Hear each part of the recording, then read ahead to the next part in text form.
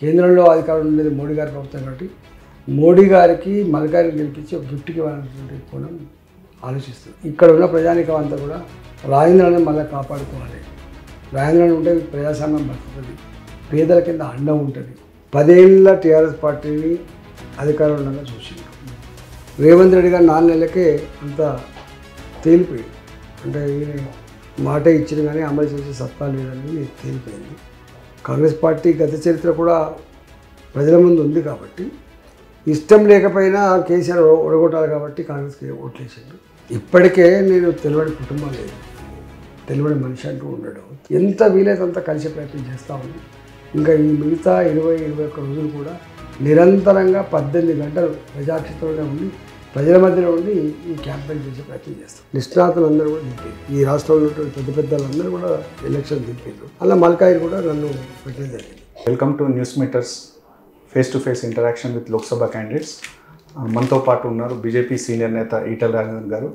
Sir, మొదటగా thanks, busy షెడ్యూల్లో మాకు టైం ఇచ్చారు. 2004 నుంచి 2024 వరకు రాష్ట్ర రాజకీయాల్లో మీరు కీలక పాత్ర పోషించారు. ఇప్పుడు దేశ రాజకీయాల్లోకి ఎందుకు వెళ్ళాలనుకుంటున్నారు? బీజేపీ హైకమాండ్ నుంచి మీకు ఏమన్నా పిలుపు వచ్చింది? యాక్చువల్గా తెలంగాణ రాష్ట్రంలో బీజేపీ ప్రభుత్వం ఏర్పడాలని చెప్పి ప్రజలు భావించారు, పార్టీ కూడా భావించింది. సరే, కొన్ని మిస్కాలిక్యులేషన్స్ కావచ్చు, మిస్ మ్యాచెస్ కావచ్చు, ఏదైనా కారణాల వల్ల మేము కాలేకపోయాం.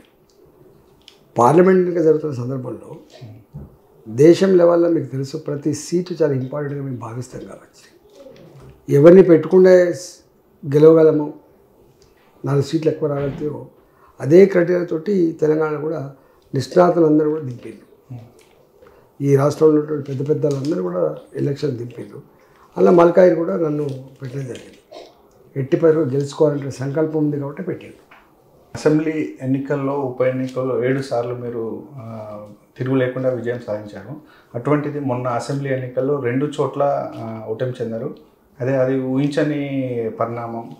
సరే, 2 పోటీ చేసాము. రకరకాల కారణాలు ఉన్నాయి దానికి. చెప్పాలంటే ఇప్పుడు 2 నిమిషాలు 3 నిమిషాలు చెప్తాడు కానీ మొత్తం మీద ఓడిపోయింది. మల్కాజ్గిరి దేశంలోనే అతిపెద్ద నియోజకవర్గం, 35 లక్షల మంది ఓటర్లు ఉన్నారు. ఈ తక్కువ సమయంలో మీరు ఎలా రీచ్ అవుతున్నారు? స్పందన ఎలా ఉంది సార్? ఇప్పటికే నేను తెలియని కుటుంబం లేదు, తెలియని మనిషి అంటూ ఉండడం. తెలంగాణ ఉద్యమంలో మొత్తం ఆనాడు ఎలిమినా నుంచి మొదలుపెట్టి కూకటపల్లి వరకు ఈ తెలంగాణ సెటిలర్స్ ఎక్కువ ఉన్నటువంటి ప్రాంతం కాబట్టి ఉద్యమాల ద్వారా పరిచయం ఉన్నాం. మొట్టమొదటి ఆర్థిక మంత్రిగా హాస్టళ్లలో, గవర్నమెంట్ స్కూళ్ళలో సన్నబియ్యం పెట్టి ఆనాడు పేద ప్రజల మొక్కు పొందగలిగినాం. అదేవిధంగా కరోనా కష్టకాలంలో మీకు తెలుసు అసలు ప్రతి ఇల్లు ఉత్కంఠతో టీవీల ముందు కూర్చున్నాడు. నేను ఏం పని చేసిన వాళ్ళకి తెలుసు కాబట్టి నేను కరెక్ట్గా కుటుంబం లేదు, నేను తెలియని మనిషి లేడు. అందువల్ల అయినప్పటికీ కూడా గత 2 నెలలుగా ఎంత వీలైతే అంత కలిసే ప్రయత్నం చేస్తూ ఉన్నాం. ఇంకా ఈ మిగతా 20-21 రోజులు కూడా నిరంతరంగా 18 గంటలు ప్రజాక్షేత్రంలో ఉండి ప్రజల మధ్యలో ఉండి ఈ క్యాంపెయిన్ చేసే ప్రయత్నం చేస్తాం. సార్, మినీ ఇండియా లాంటి మల్కాజ్గిరికి ఏమైనా ప్రత్యేక అభివృద్ధి ప్రణాళికలు ఉన్నాయా? యాక్చువల్గా ఇక్కడ ఫ్లైఓవర్ల సమస్య ఉంది. ఎన్నో సంవత్సరాలుగా పెండింగ్ ఉన్న ఫ్లైఓవర్ల సమస్య ఉంది. అది పరిష్కరించాల్సి అక్కడ ఉంది. మేడ్చల్ వరకు మెట్రో రైలు సమస్య ఉంది, దాని పరిష్కారం కేంద్రం దగ్గరే ఉంది. మూడవది న్యూలీ ఎక్స్పాండెడ్ సిటీ కాబట్టి రోడ్లు కావచ్చు, డ్రైనేజ్ సిస్టమ్ కావచ్చు, డ్రింకింగ్ వాటర్ కావచ్చు, ఇవి కూడా అడ్రస్ చేయాల్సి అక్కడ. దాని తదుపరి ఇలా చదువుకున్న పిల్లలు చాలామంది ఉంటారు ఇక్కడ, వాళ్ళకు ఉద్యోగ అవకాశాలు లేవు. ఆ ఉద్యోగ అవకాశాల కోసం 2 పనులు చేయాల్సి వస్తుంది. ఒకటేమో స్కిల్ డెవలప్మెంట్ సెంటర్లు పెట్టి తర్ఫీదు వాళ్ళు బయటికి ఉద్యోగ అవకాశాలు కల్పించినప్పటి, రెండోది ఐటీ కారిడార్ కావచ్చు, ఇండస్ట్రీస్ కావచ్చు, ఈ జోన్లో ఏర్పాటు చేసి కొంత ఉద్యోగ అవకాశం కల్పించే పని తప్పకుండా చేయాల్సినటువంటి బాధ్యత నా మీద ఉంది. దాంతో పాటుగా ఇవాళ ఈ నియోజకవర్గంలో న్యూలీ ఎక్స్పాండెడ్ సిటీ కాబట్టి దీనికి ఎప్పటికప్పుడు ఇన్ఫ్రాస్ట్రక్చర్ బిల్డింగ్లో భారతీయ జనతా పార్టీ ఉంటేనే ఇది సాధ్యమవుతుంది.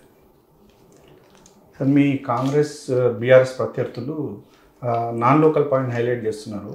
అయితే మీరు మల్కాజ్గిరిని ఎంచుకోవడానికి కారణం ఏంటి? సీఎం రేవంత్ రెడ్డికి మల్కాజ్గిరి బాగా కలిసి వచ్చింది. మీ విషయంలో కూడా పొలిటికల్ లైఫ్ టర్న్ తీసుకుంటుందని అనుకుంటున్నాను.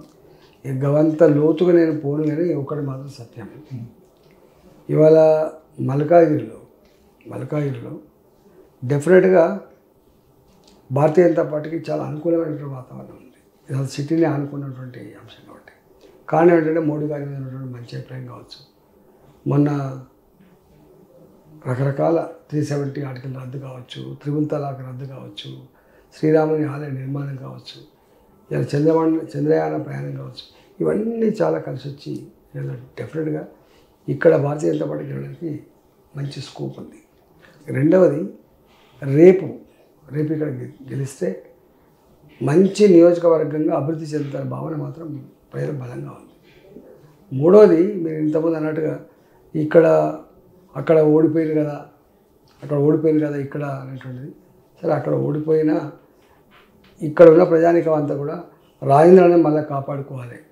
రాజేంద్రాన్ని ఉంటే ప్రజాస్వామ్యం బతుకుతుంది, పేదల కింద అండ ఉంటుంది. అన్నిటికీ మిక్కిలి ఇవాళ నిస్వార్థంగా ఏ ఆపద వచ్చినా ఏ అవసరం పడ్డా ఆదుకునేవాడు ఎవరంటే ఈటల అనేటువంటి పేరుంది. కాబట్టి డెఫినెట్గా ఈసారి గెలిపించుకోవాలి.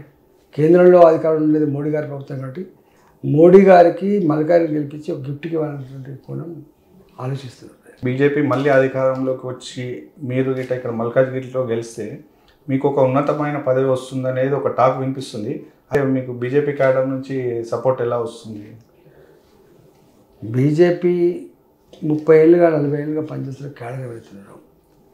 ఈసారి ఎట్టి పరిస్థితుల్లో మల్కాజ్గిరి గెలవాలి. గెలిస్తేనే రేపు ఫ్యూచర్ భావన ఉంది కాబట్టి చాలా ఐక్యంగా పనిచేస్తున్నాం. పీక్ సమ్మర్లో జరుగుతున్న ఈ ఎలక్షన్స్ ఒక పెద్ద ఛాలెంజ్. ఎలాంటి జాగ్రత్తలు తీసుకుంటున్నారు? అంటే మాకు ఈ ఎండలు కొత్త కాదు, ఈ ఉద్యమాలు కొత్త కాదు, మాకు తిరుగుడు కొత్త కాదు. మేము అంత సుఖంగా పెరిగిన వాళ్ళం కాదు కాబట్టి ఏ ఎండలైనా పనిచేయటువంటి ఆ శక్తి వచ్చింది. బీఆర్ఎస్ ఎలక్షన్స్ తర్వాత కష్టకాలం ఎదుర్కొంటుంది. 2028 నాటికి రాష్ట్ర రాజకీయాలు ఎలా ఉండబోతున్నాయని మీ ప్రెడిక్షన్ సార్? ఒకటి మాత్రం సత్యం, 10 ఏళ్ళ టీఆర్ఎస్ పార్టీని అధికారంలో ఉండగా చూసిండు. రేవంత్ రెడ్డి గారు 4 నెలలకే అంతా తేలిపోయింది. అంటే ఈయన మాట ఇచ్చిన కానీ అమలు చేసే సత్తా లేదనేది తేలిపోయింది. కాంగ్రెస్ పార్టీ గత చరిత్ర కూడా ప్రజల ముందు ఉంది కాబట్టి ఇష్టం లేకపోయినా కేసీఆర్ ఓడగొట్టాలి కాబట్టి కాంగ్రెస్కి ఓట్లేసాడు. కానీ వచ్చే ఎన్నికల నాటికి డెఫినెట్గా బీజేపీ పార్టీ ఇక్కడ అధికారం ఉంటుంది. Thanks for watching News Meter. Please subscribe and share.